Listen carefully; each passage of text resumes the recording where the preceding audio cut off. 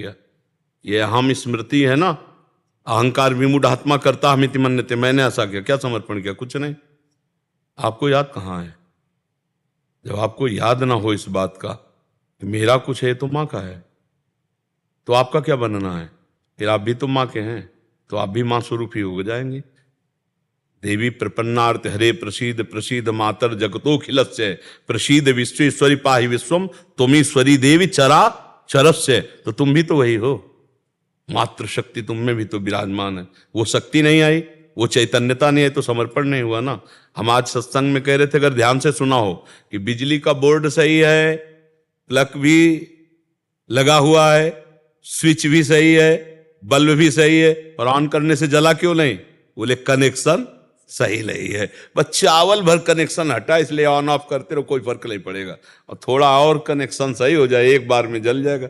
नहीं जल जाएगा। हमारा कनेक्शन सही नहीं है, हमारा चिंतन सही नहीं है, हमारा समर्पण सही नहीं है। अभी अहम बकाया रह गया है। तन वांग मनोभीर अमलई सोहम तवै वाश्रिता।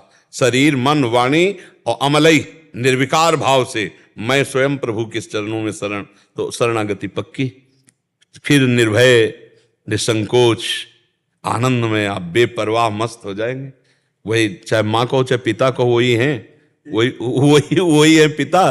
तुम्हें माता च पिता तुम्हें, तुम्हें बंधुश्च सखा तुम्हें, तुम्हें विद्या द्रवणंग तुम्हें। वही हरि माँ बने हैं, वही माँ हरि बनी है, कोई अंतर नहीं। वही कृष्ण काली है, वही काली ही कृष्ण है, कोई और एक ही तत्व है, दूसरा तो है नहीं। तो जब हम उसकी शरण में हो जाएंगे तो हमारे अंदर ये सब लक्षण जागृत हो जाएंगे। अभी हमारा समर्पण, हमारा चिंतन कहीं ना कहीं विपरीत है, उसको आपको ढूंढना पड़ेगा, उसको आपको ढूंढना पड़ेगा। गुरुदेव की कृपा के बिना ये नहीं है प्रभु जी। हाँ, तो आप नाम जप करो, उसी नाम में आपको दिखाई देने लगेगा आपसे क्या त्रुटि हो रही।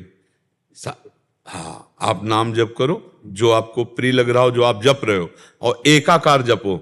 जैसे मान लो माँ, हम कह रहे हैं मान लो माँ, तो हमारे सामने माँ लिखा है, और माँ माँ, और उसी के बीच में आ जाएगी जो गलती आपकी है, जो आपकी त्रुटि है, वो साधक के सामने आ जाती कि बार बार जलन होगा और ये होगा, ये गलती है, कैसे छूटे ये, बस जान लेना वो गलती आ जाएगी। पूरा का पूरा अंतःकरण की छानबीन भजन के समय होती है। जब हम एकाग्रता पूर्वक भजन करते तो हमारी सबसे ज्यादा जितनी गंदगी होती जो, वही सामने आती, वही हमारे सामने आने लगे। एकदम ऐसा ही होता, क्योंकि अपने लोग चल रहे हैं, अपने लोग कोई प्रवचन थोड़ी कर रहे हैं, उसी मार्ग में चल रहे हैं, तो उसको देखा है, और उसी कमियों को हम क्रमशः दूर करते हैं। धीरे धीरे एक एक बात पकड़ी, आज ये छोड़ा, फिर ये छोड़ा, फिर ये छोड़ा, और धीरे धीरे निरपेक्ष होते चले जा रहे हैं। नया संस्कार न बनने पावे, पुराने संस्कार निकल रहे हैं, और भजन हमारा एक तार चलेगा, तब ये पकड़ आएगी।